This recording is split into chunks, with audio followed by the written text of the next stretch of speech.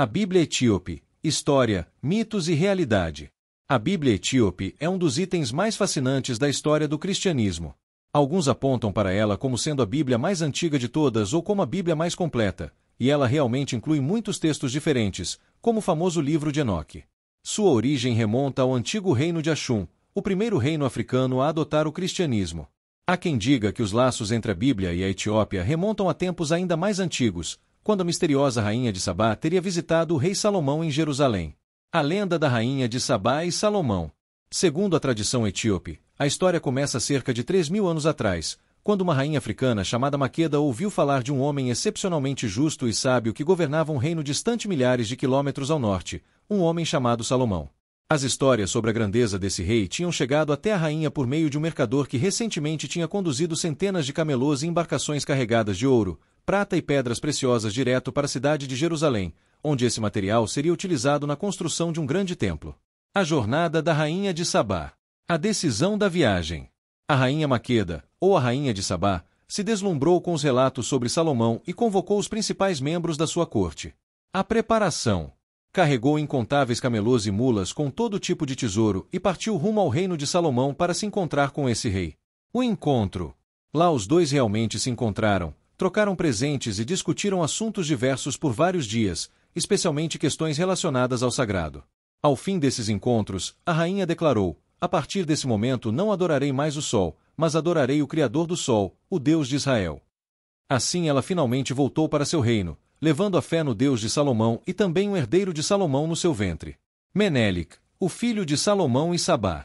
O filho da relação entre Salomão e a rainha de Sabá cresceu e, 20 anos depois, ele decidiu subir até Israel para visitar o pai. Lá ele foi recebido como se fosse o próprio Salomão. As pessoas viam uma semelhança enorme entre os dois. O próprio Salomão ficou espantado com a aparência do filho, muito parecida com a dele, e entendeu imediatamente que aquele realmente era o seu filho, era inclusive o seu primogênito, e declarou que ele deveria ser então o sucessor no trono de Israel. Só que o menino, chamado Menelik, agora já um adulto, recusou essa oferta porque ele tinha prometido voltar à terra da sua mãe, sua terra natal, a Etiópia. O pacto entre dois reinos. A proposta de Salomão. Salomão propôs que Menelik voltasse sim à Etiópia, mas voltasse como rei, e os dois reinassem em conjunto, ligando os dois reinos. A unção real. Menelik aceita essa proposta e é ungido com azeite segundo a tradição sacerdotal de Israel. A comitiva real. Uma corte de israelitas, filhos dos principais homens de Jerusalém, parte com ele de volta para a África. A Arca da Aliança na Etiópia. É aí que entra a questão da Arca da Aliança. Segundo essa tradição, os israelitas que são enviados com o filho de Salomão decidem levar a arca com eles sem que ninguém saiba. É só quando eles já estão longe de Jerusalém que Salomão descobre que a arca foi levada e vai atrás dela. Ele leva um exército para ir atrás do grupo de Menelik, só que o grupo já tinha percorrido uma distância enorme sem parar e sem obstáculos, praticamente flutuando, porque os próprios anjos de Deus tinham ajudado esse grupo não só na fuga com a arca, mas na própria obtenção da arca. Tudo isso, segundo a tradição, era um plano divino. O reinado de Menelik e a transferência do favor divino. Chegada à Etiópia.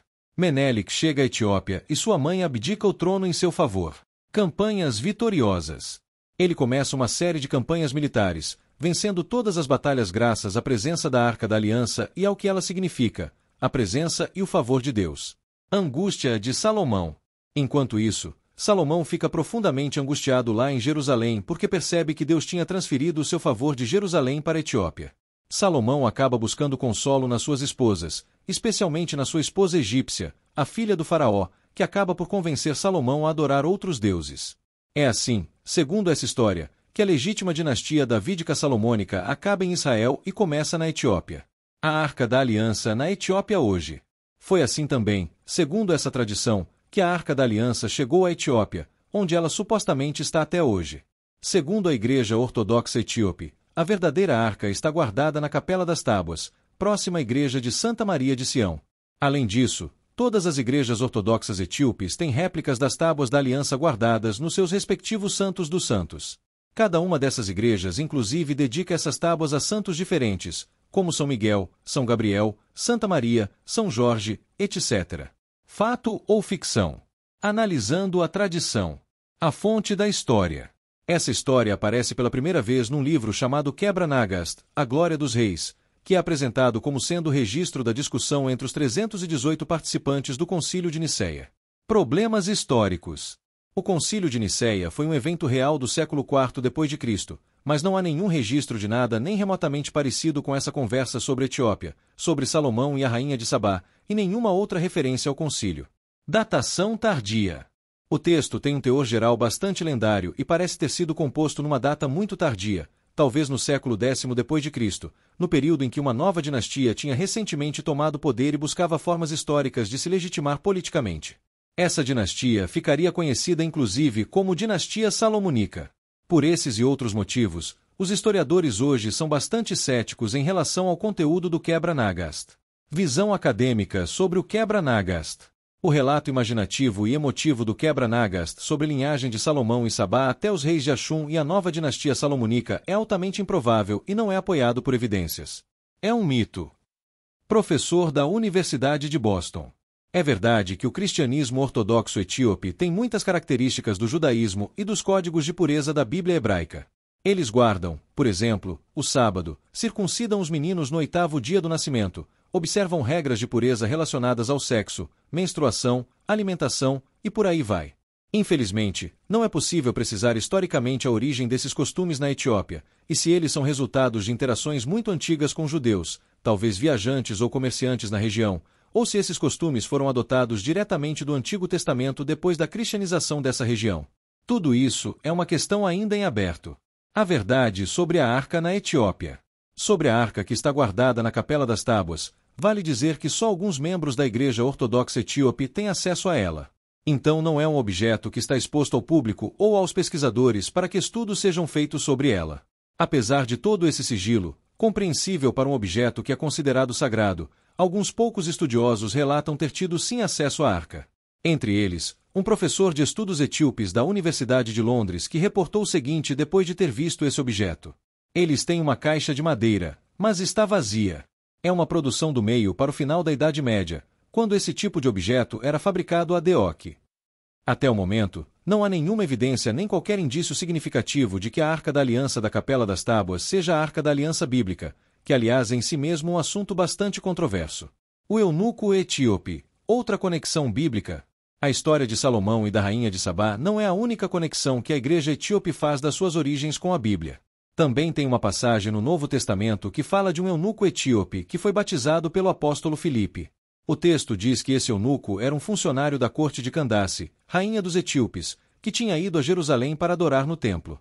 Depois de ser evangelizado por Filipe, esse etíope foi batizado e seguiu o seu caminho. Na Bíblia, a história para por aí, mas segundo tradições posteriores, ele teria voltado para a Etiópia e anunciado o evangelho por lá. Problemas com a história do eunuco. O termo etíope na antiguidade. O termo etíope na antiguidade não era uma referência a um povo único nem a uma nação específica.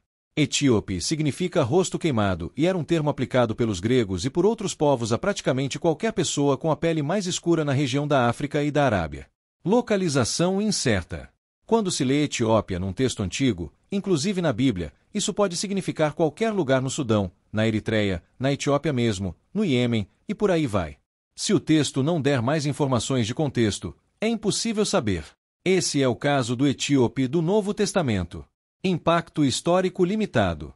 Mesmo se considerarmos que o eunuco batizado por Filipe era especificamente do reino de Axum na atual Etiópia, o impacto da pregação dele teria sido bem pouco, não o suficiente para deixar vestígios históricos, porque é só no IV século depois de Cristo que o cristianismo realmente se estabelece na Etiópia.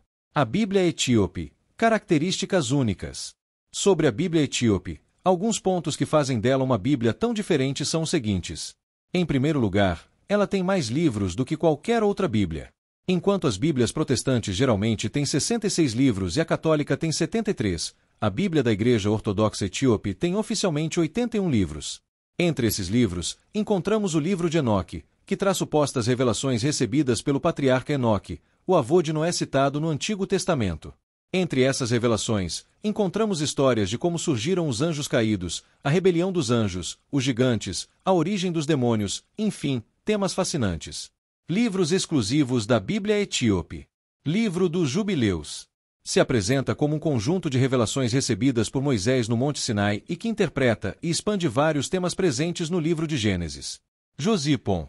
Um longo texto que é uma crônica da história judaica baseada nos textos de Flávio Joséfo, um autor do primeiro século depois de Cristo. Cartas de Clemente. Cartas atribuídas ao bispo Clemente de Roma e uma coleção de definições eclesiásticas chamada de sínodos. Há vários outros textos que não daria para citar nem comentar todos aqui, não só por causa do tempo limitado, mas também porque nem as próprias autoridades da Igreja Ortodoxa Etíope sabem quais são os 81 livros do seu cânon. O cânon etíope, uma questão em aberto. Não existe um cânon no sentido que geralmente se entende na Etiópia. Em vez disso, há vários códices que incluem vários livros, nem sempre os mesmos, e os mesmos nomes nem sempre indicam os mesmos conteúdos. Assim, eu não falaria de um cânon etíope, mas de listas de livros, listas que por si só não definem a natureza da recepção dos vários escritos listados. Especialista em liturgia etíope. A ideia de a Bíblia etíope ter 81 livros é uma questão de dogma mais do que de aritmética. Não é uma lista que você soma e percebe que são 81. Você parte do número 81 e conta de forma diferente, incluindo ou retirando livros, ou subdividindo livros para dar esse número 81. A realidade material da Bíblia etíope. A verdade é que não existe um livro, um maço único de páginas, nem mesmo uma biblioteca, uma coleção, uma série de volumes para a qual se possa apontar e dizer, aí está a Bíblia etíope. Na verdade, não existe nenhuma edição oficial da Bíblia completa etíope, nem nada do tipo. O que existe é um conjunto de textos mais convencionalmente aceitos e uma variedade de outros textos que flutuam em torno desse núcleo, às vezes entrando na lista, às vezes não. Sobre aquela questão de a Bíblia etíope ser a mais completa do mundo, é importante definir o que se espera como sendo uma Bíblia completa. Para protestantes e católicos, por exemplo, que têm entendimentos diferentes sobre quais livros realmente formam o cânon, a Bíblia etíope não é vista como a Bíblia mais completa. Ela é vista, na verdade, como uma Bíblia que tem livros demais. Já para os cristãos ortodoxos etíopes, que têm outra concepção do cânon, as Bíblias protestantes e católicas têm livros de menos. Então essa questão de ser a Bíblia mais completa é algo que tem mais a ver com questões dogmáticas próprias de cada tradição do que com uma questão puramente numérica. O manuscrito Garima, a Bíblia mais antiga? Sobre a questão da Bíblia etíope ser a mais antiga da história, quando essa afirmação é feita, o que se tem em mente geralmente é o manuscrito Garima II. Esse é um manuscrito iluminado, ou seja, que acompanha iluminuras, ilustrações coloridas, feito em pergaminho provavelmente obtido de couro de cabra, e contém os 4 evangelhos, Mateus, Marcos, Lucas e João. A data exata de produção desse manuscrito é bastante incerta, mas testes de radiocarbono apontam para 390 a 570 d.C. Isso faria desse manuscrito o manuscrito iluminado mais antigo dos evangelhos. Repito, o mais antigo manuscrito iluminado e ilustrado dos evangelhos, não é de forma alguma o manuscrito mais antigo da Bíblia e nem mesmo o manuscrito mais antigo dos evangelhos. Os manuscritos bíblicos mais antigos. Manuscritos do Mar Morto. Os manuscritos mais antigos de textos bíblicos que temos são os manuscritos do Mar Morto, que datam principalmente do 3º ao 1º século a.C., muito anteriores ao Garima II ou qualquer outro manuscrito etíope. Papiro 52 de Hilands. O manuscrito mais antigo de um texto do Novo Testamento, ou pelo menos o fragmento mais antigo, é o Papiro 52 de Hilands, que data do 2º século d.C. Códice Sinaítico e Vaticano. Os manuscritos mais antigos de Bíblias cristãs completas são os Códice Sinaítico e Vaticano, que são do 4º século d.C., ainda assim anteriores ao Garima II. Códices hebraicos. Os manuscritos mais antigos de Bíblias completas em hebraico são os Códices Sassum, Alepo e Leningradensis, que são do 9º ou 10º século d.C. Esses sim são mais recentes que o Garima II e outros manuscritos etíopes. A comparação perde o sentido porque os manuscritos bíblicos etíopes não são manuscritos em hebraico, são manuscritos em ge'ez, que é uma língua antiga da Etiópia e é a língua oficial até hoje da liturgia da Igreja Ortodoxa Etíope. O cristianismo na Etiópia. Origens históricas. Saber quando o primeiro judeu ou o primeiro cristão chegou à Etiópia é historicamente impossível, mas dá para saber quando essa região passou a ter reis cristãos e uma população majoritariamente cristã. Isso acontece do 4º século em diante. São várias as fontes históricas que confirmam que o primeiro bispo da Etiópia foi um homem chamado Frumêncio, um cristão da cidade de Tiro, no atual território do Líbano, que foi apontado por Atanásio, bispo de Alexandria do Egito. Nesse período, o primeiro rei africano a se converter ao cristianismo foi justamente um rei etíope chamado Ezana.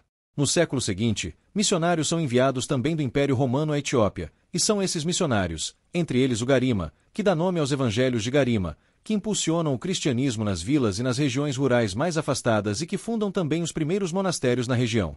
Ao que parece, eles começam também um projeto mais elaborado de traduzir toda a Bíblia para a língua ge'ez. Mesmo com a expansão do Islã no século VII em diante, a Etiópia permaneceu majoritariamente cristã, preservando uma tradição rica e única que continua viva até hoje.